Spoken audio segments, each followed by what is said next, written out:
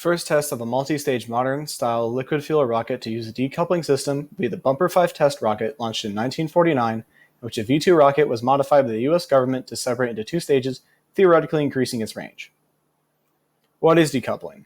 The action of decoupling involves the separation of parts of a craft from another to either form a new craft, projectile, an example would be a missile, or to just safely remove the excess mass from the primary vehicle.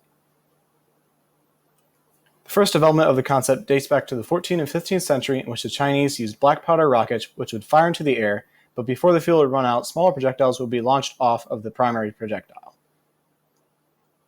However, the first patent was not licensed until 1914 to Dr. Robert H. Goddard, in which his three-stage solid booster rocket was created.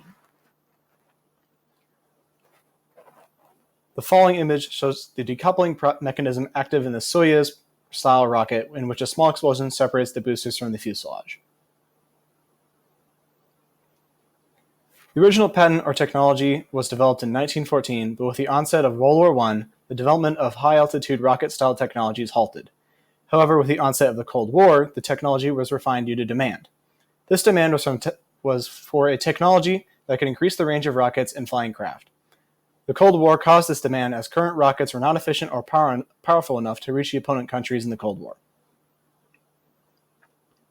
The advancement in materials used in avionics allowed for the engineering of small, precise explosive charge, also known as a pyrotechnic fastener, which allowed for the separation of booster rockets from a central craft without damaging or destroying it.